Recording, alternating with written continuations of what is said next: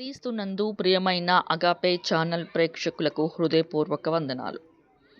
మా యొక్క ఛానల్లో ప్రసారమయ్యే కార్యక్రమాలు అన్నిట్లో ఇప్పుడు ముఖ్యంగా ఈ ఎపిసోడ్లో ఒక పుణ్యక్షేత్రం చూపిస్తున్నాను. ఈ పుణ్యక్షేత్రం పేరు క్రీస్తు జ్యోతి ప్రార్థనా మందిరం. ఇటీవల కొద్ది నెలల క్రితం ఈ ప్రార్థనా మందిరం ప్రతిష్ఠత జరిగింది. మేము కుటుంబ సమేతంగా కొంతకాలంగా ఈ ప్రార్థనా మందిరాన్ని సందర్శించాలని అనుకున్నాం. మే 31, 2024 సందర్శించగలిగాం. ఈ సందర్భంగా మా అనుభవాలు మీతో పంచుకోవడానికి ఒక అవకాశం దొరికింది. ఈ ప్రార్థనా మందిరం ఈ వివరంగా చెప్పాలంటే తెలంగాణలో వరంగల్ జిల్లా కాజీపేట పట్టణానికి దగ్గరగా సుమారు 16 కిలోమీటర్ల దూరంలో ఉన్న కరుణాపురం అనే ఊర్లో ఉంది. మొదటిగా ఈ పుణ్యక్షేత్రం చేరుకోవాలంటే దాని యొక్క ప్రయాణ వివరాలు చెప్తున్నాను. మీరు ఖచ్చితంగా వెళ్ళాలి. చాలా అద్భుతంగా ఉంది. విజయవాడ నుంచి అయితే మాకు రైల్లో 4 గంటల ప్రయాణం తర్వాత కాజీపేట జంక్షన్లో రైల్వే స్టేషన్ బయట జాతీయ రహదారి, ఆ రహదారిలో బస్ స్టాండింగ్ నుంచి పెదగంట్యాడ వెళ్ళే ఆర్టీసీ బస్ ఉంటుంది. వాటిలో వెళ్ళొచ్చు, ఆటోలో కూడా వెళ్ళొచ్చు. హైదరాబాద్ జాతీయ రహదారిపై రోడ్డు పక్కనే కరుణాపురం అనే ఊరు బస్సు, అక్కడ దిగాలి. అక్కడ లోపలికి వెళ్ళాలంటే కనీసం 2 కిలోమీటర్ల ప్రయాణం చేస్తే మీకు క్రీస్తు జ్యోతి ప్రార్థనా మందిరం కనిపిస్తుంది. ఈ ప్రార్థనా మందిరం 25 ఎకరాల స్థలంలో 7 సంవత్సరాలు పగలు రాత్రి నిర్మాణం చేయటం జరిగింది. సుమారు పాస్టర్ గారు మరియు వ్యవస్థాపకులు పాల్సన్ గారి మాటల్లోనే చెప్పారు. 200 కోట్లకు పైగా ఈ నిర్మాణం జరిగిందంట. ఆసియాలోనే ఇది అతిపెద్ద 2వ దేవాలయం. మనకు సమీపంలో ఈ పరిశుద్ధ దేవాలయం ఒక్కసారైనా కుటుంబ సమేతంగా సందర్శించాల్సిందిగా నేను విజ్ఞప్తి చేస్తున్నా. మేమైతే వెళ్ళిన రోజు మధ్యాహ్నం వ్యవస్థాపకులు పాస్టర్ గారు పాల్సన్ గారు గొప్ప ఆరాధన జరిగించారు. ఆరాధనలో పాల్గొన్నాం. ఆరాధనలో అయ్యగారు మందిర నిర్మాణాన్ని తన అనుభవాలతో సాక్ష్యంగా భక్తులతో చెప్పారు. ఆ వీడియోని మీకు త్వరలో అప్లోడ్ చేస్తాను. మరి ముఖ్యంగా శని ఆదివారాల్లో అద్భుతమైన ఆరాధనలు జరుగుతాయి. మీకు ఆర్డర్ ద్వారా భోజన ఏర్పాట్లు జరుగుతాయి. అన్ని ఫెసిలిటీస్ బాగున్నాయి. నాకైతే అక్కడ ఒక మామిడి తోటలో మనకి ఫుడ్ ఏర్పాటు చేస్తారు మన ఆర్డర్ ద్వారా. ఆ మామిడి తోటలో అంతా పార్కింగ్ అది ఉంటుంది. చాలా బాగుంటుంది. అందరూ కార్లు బస్సులు వేసుకొని వస్తున్నారు. చాలా అద్భుతంగా ఉంది. ఈ నిర్మాణానికైతే దేశాల నుంచి రకరకాల పరికరాలు చైనా, అమెరికా, ఇండోనేషియా నుంచి తీసుకొచ్చారు. డోమ్ అయితే చాలా అద్భుతంగా ఉంటుంది. అది అమెరికా నుంచి తీసుకొచ్చారంట. డోమ్ చాలా అద్భుతంగా ఉంది.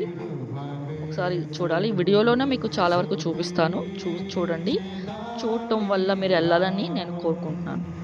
మీకు ఏమైనా డౌట్స్ ఉన్నా, మీకు ఇంకేమైనా తెలుసుకోవాలన్నా కామెంట్ పెట్టండి. ఆ అయ్యగారి మాటల్లోనే చెప్పారు, నిర్మాణంలో ఎంతోమంది పనివారు, ఇతర కార్మికులు చాలా పనులు చేసినప్పుడు ఎటువంటి ఇబ్బంది జరగకుండా, కనీసం వారికి ఎటువంటి ప్రాబ్లం కూడా లేకుండా జరిగిందంట. అసలు ఎవరు నెగిటివ్ ఏమీ చనిపోకుండా అలా జరిగింది. ఎంతోమంది ఎన్నో దెబ్బలు తగిలినా చాలా క్షేమంగా ఉన్నారంట. ఒక్క గాయం కూడా అవ్వకుండా అంత పెద్ద నిర్మాణం జరిగింది. కార్మికులకి కానీ ఒక అద్భుతమైన మన ఇండియాలో ఒక ఇజ్రాయెల్ అనుకోండి, ఒక ఇజ్రాయెల్లో ఎలా ఉంటుందో ఆ ప్లేస్లో అలాంటి ఫీలింగ్ వస్తుంది. అది ఎంతమంది చూసారో, ఎలాంటి అనుభవాలు పొందారో నాకు కామెంట్లో పెడతారు కదా. ఆ ఆలయంలో కూర్చుంటే చల్లని గాలి, ఆ ఫ్యాన్లు, పెద్ద పెద్ద ఫ్యాన్లు, ఆ లోపల ఉన్న ప్రదేశం చూసి ఒకసారి ఒక పరలోక అనుభవం పొందింది. చాలా అద్భుతంగా ఉంది. అందరూ ఒకసారి వెళ్ళండి.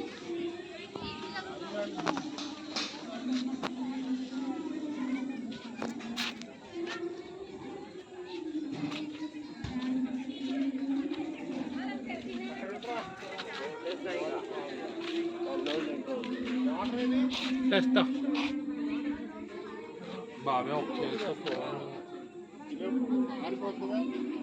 ఇక పెట్టండి చేస్తా ఇస్తున్నారు.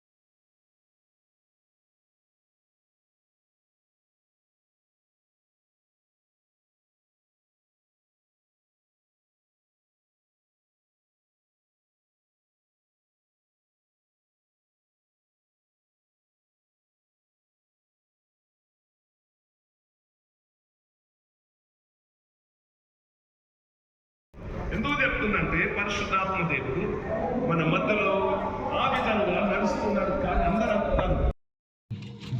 ఇదిగోండి ఇలా కారుల్లో బస్సుల్లో వచ్చే వాళ్ళు ఉన్నారు. ఇలా బస్సులు కార్లో వేసుకొని వస్తారు. మంచి రోడ్డు ఇదంతా. ఇక్కడ హోటలు, ఫుడ్, టీ అన్నీ ఉంటాయి. ఇక్కడ కూర్చొని రెడీ అయ్యి రావచ్చు. వస్తాం.